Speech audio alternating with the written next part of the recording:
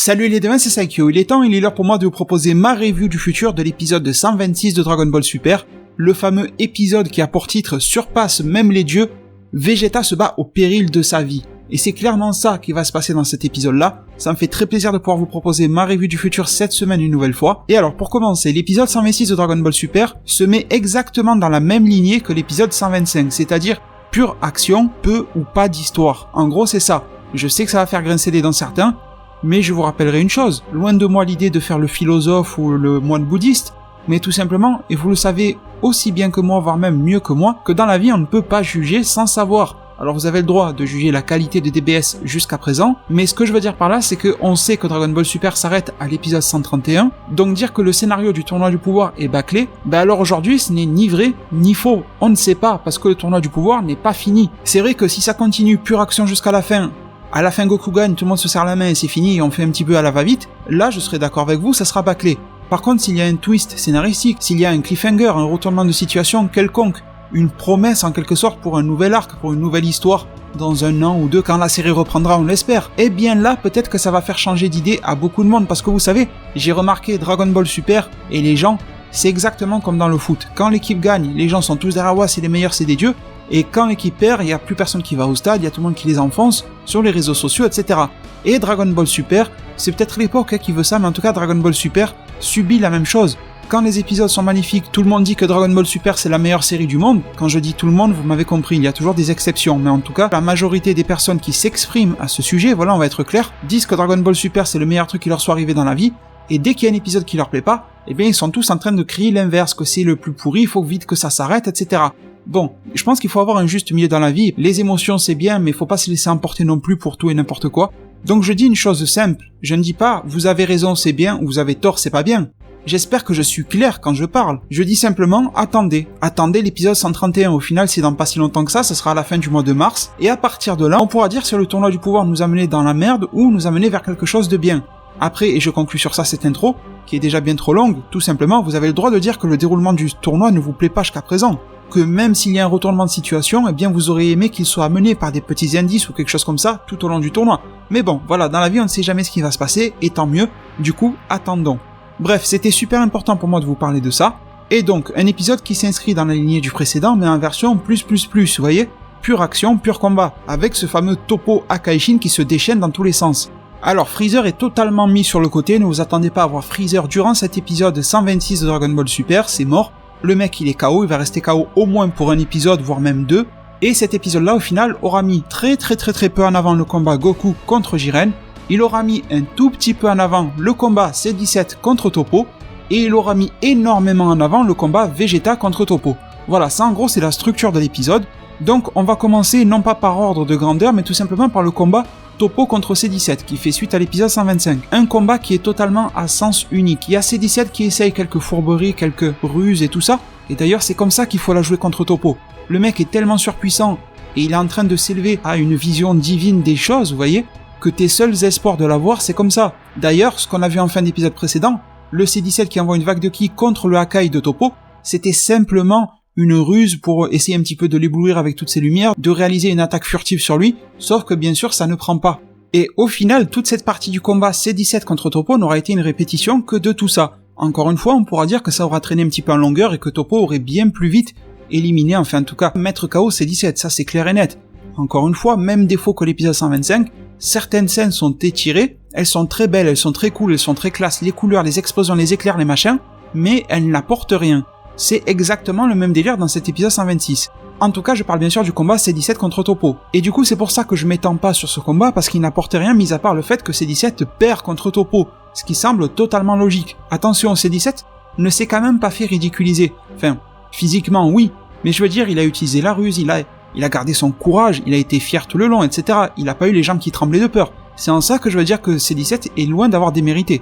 D'ailleurs, même à la fin, une fois que Toppo s'est retrouvé devant C17, il lui dit qu'il ne veut pas le ridiculiser et le faire souffrir tout comme Freezer pouvait l'être, parce qu'il juge que C17 est un mortel quand même qui est bon, qui s'est juste battu pour son univers, et qui a été un combattant noble face à lui, et pour lequel il voue un tout petit peu de respect d'avoir tenu si longtemps, contrairement à Freezer qui n'est qu'une crasse, une pourriture, etc. quand Toppo s'est retrouvé au plus bas, il l'a insulté d'ordure, de poubelle, il va jeter les poubelles. C17 a été noble du début à la fin, et même respectueux. Les mecs se foutent sur la gueule, mais ils sont très respectueux les uns les autres, vous voyez ce que je veux dire?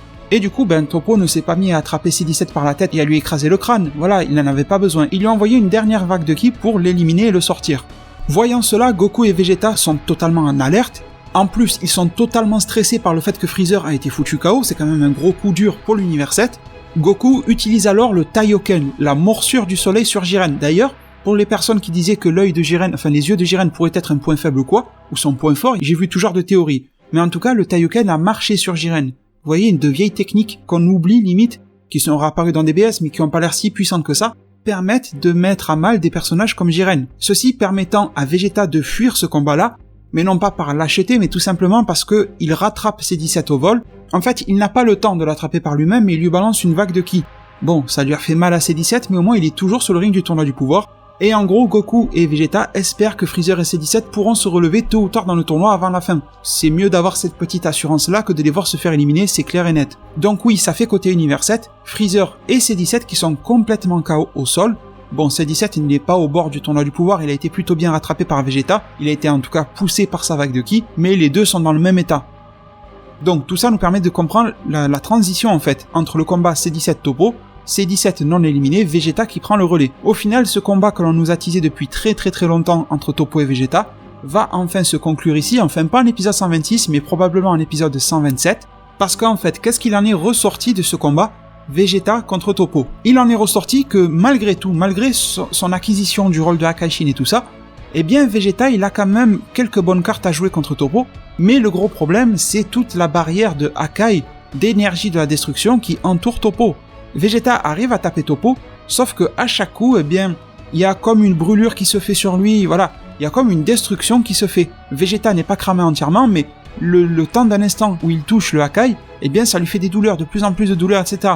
Donc un coup porté fait du mal à Toppo, mais un coup porté fait aussi du mal à Vegeta. C'est ça le problème. Le problème en retour, c'est que Toppo semble quand même avoir une supériorité de force physique, même si les deux sont très équilibrés, mais petite supérieure en termes de force sur Toppo, et quand Toppo tape, ça fait extrêmement mal, déjà par rapport à sa supériorité physique, je viens de le dire, je me répète, mais aussi parce que à chaque coup porté, il y a le Hakai qui est en train comme de ronger Vegeta et ce genre de choses, de lui faire du mal, on va faire simple. Donc c'est un combat très éprouvant pour Vegeta, qui lui fait énormément de mal, beaucoup plus que s'il se battait contre un simple mortel. Durant ce combat-là, Vegeta comprend quel est le point faible de Toppo, il a bien vu que les boules de Hakai, eh bien il a besoin de temps pour les charger, mais en fait il a compris exactement la même chose que Beerus et Gohan. Il met du temps à charger son énergie destructrice, mais en même temps, il est protégé par l'aura de Hakai qui l'entoure. Le défaut de Toppo est quand même comblé. Donc, que veut faire Vegeta? Contrairement à ce que j'ai pu vous dire dans ma fin de review, je vous avais dit peut-être qu'il faut y aller au culot, foncer sur Toppo, et Toppo va se dire merde, si Vegeta me touche complètement, qu'il reste collé à moi, il va finir par être effacé, dissous, vous voyez ce que je veux dire, par le Hakai. Donc peut-être que Toppo désactiverait son aura et laisserait une belle ouverture à Vegeta. Sauf que non, ce n'est pas le cas. Vegeta va se battre au péril de sa vie, donc le combat est très classe et très beau, mais ce qui est plus intéressant pour nous, c'est sa finalité, parce que voilà, les enchaînements de combat, des corps à corps, je te mets des coups, j'ai pas trop besoin de vous décrire ça. La finalité, c'est ce qui est important aujourd'hui. Il ne reste que très peu de temps dans ce tournoi du pouvoir là, et même si Toppo reconnaît la fierté, la noblesse et la force aussi de Vegeta en tant que guerrier mortel, il le respecte aussi pour ça, il n'a rien de mauvais contre lui, comme Freezer qu'il pouvait détester, vous voyez, bon. Eh bien il dit que maintenant il doit employer les grands moyens contre lui. Toppo se met à power-up comme un fou, on voit avec ses rochers qui se lèvent, qui se fracassent et tout autour de lui. Et que fait maintenant Toppo? Il prépare dans chaque main 2 boules de Hakai, exactement les mêmes que celles qu'il a pu faire comme Freezer, sauf qu'il les fait x2, et un petit peu comme un Final Flash, juste pour que vous compreniez, il rassemble le Hakai séparément, et ensuite il mélange les 2 boules au milieu de lui, comme un Vegeta qui rassemble ses mains pour faire un Final Flash, et à partir de là, l'énergie du Hakai est complètement décuplée, la boule de Hakai est totalement énorme, et le plan de Vegeta par rapport à ça est simple. Il pense que pour battre Toppo et créer une ouverture dans sa barrière de Hakai, il pense que pour détruire la destruction, il faut utiliser de la destruction. Donc son but c'est de maîtriser cette boule de Hakai, cette double boule de Hakai de la part de Toppo, et de la renvoyer sur Toppo. C'est ça son plan, c'est ça justement le truc qui va faire que Vegeta se bat au péril de sa vie. Vegeta va tenter de faire ce que Freezer n'a pas pu faire la semaine dernière, c'est-à-dire contenir cette boule de Hakai et la balancer sur Toppo. Sauf que vous avez bien vu ce que ça a fait sur Freezer. Bon, ça a mal fini. La seule chose que je devrais vous dire par rapport au corps à corps, c'est que aussi Vegeta a réussi à trouver des failles sur le personnage de Toppo.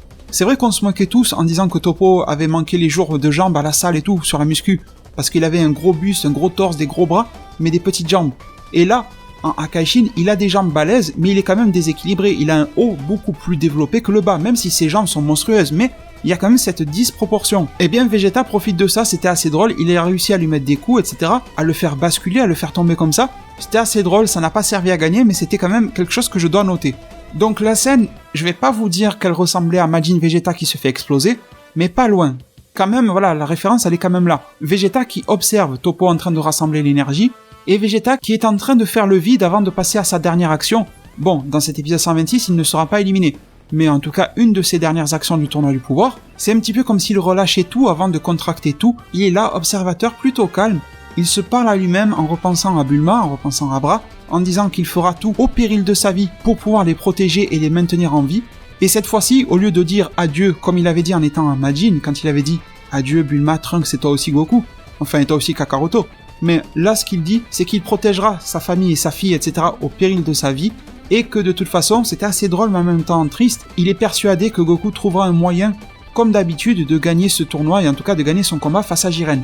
Donc en gros, la tâche de Vegeta, c'est de s'occuper de Toppo coûte que coûte, et de donner une confiance aveugle en Goku, et peut-être même en Freezer et C17 qui se relèveront par la suite. Donc à partir de ce moment-là, Vegeta se met à power up et à utiliser, à concentrer toutes ses forces, et il concentre toute son énergie divine dans ses mains, tout le ki de SSJ Blue si vous voulez, avec les étincelles et tout ça, et en fait tout son ki divin lui sert de gant si vous voulez, et grâce à ça, il commence à attraper la boule de Hakai de Toppo, pourtant il l'a chargée à son maximum. Même Toppo est plutôt surpris de cette réaction-là. On a une réaction de Whis dans les gradins qui dit que ce que fait Vegeta est risqué mais c'est très intelligent parce qu'au final, l'énergie de la destruction c'est de l'énergie divine. Du coup Vegeta puise dans son énergie divine qui n'est pas bien pure quand même, ça reste un mortel qui contrairement à Toppo a acquéri des transformations divines par des moyens un petit peu détournés.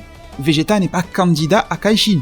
Mais malgré tout, ces gants de protection fonctionnent, et après avoir réussi à maintenir cette énergie de la destruction, eh bien Vegeta fonce avec sur Toppo. Toppo est totalement surpris, et à partir de là, on a un choc entre Toppo et Vegeta.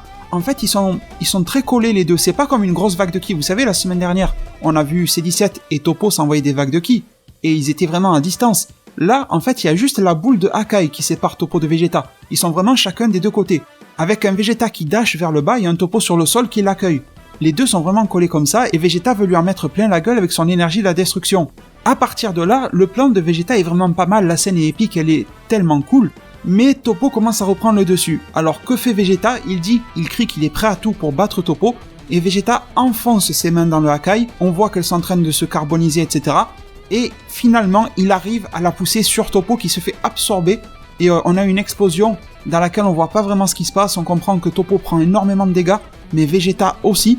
À ce moment-là, on a un plan très rapide nous montrant le visage de C17 qui était en train, il est au sol, hein, il est complètement foutu, il est au sol sur le ventre, il est en train de regarder Vegeta qui vient de faire ça, et on a l'impression que C17 justement a pris note de ce qui vient de se passer, il s'est dit merde, il a raison Vegeta, faut faire comme ça. Et la scène change, et on retourne justement sur Toppo et Vegeta, on est en fin d'épisode. Toppo est au sol, il a beaucoup de dégâts, et surtout, il n'a pas son armure de Hakai autour de lui. Elle a été désactivée. Vegeta est au sol aussi, il a perdu toute transformation, il n'est pas KO, il est encore conscient, etc. Il se relève tant bien que mal, il fait face à Toppo, mais là le problème c'est que Toppo en a beaucoup plus sous le pied que Vegeta. Vegeta est vraiment dans la merde, il a réussi une très très belle action parce que Vegeta en plus n'est pas mort, il est complètement éclaté dans tous les sens, on sent que un seul coup il tombera par terre, il est debout par fierté mais il ne peut plus rien faire. Toppo reprend son souffle difficilement, etc. Beerus est content parce que même si Vegeta est dans la merde, eh bien Toppo a été vraiment touché très fort, hein. C'est pas vraiment juste ah tiens une petite vague de ki, débrouille-toi avec ça. Toppo a pris cher. Sauf que Toppo finit quand même par réactiver sa vague de Hakai autour de lui.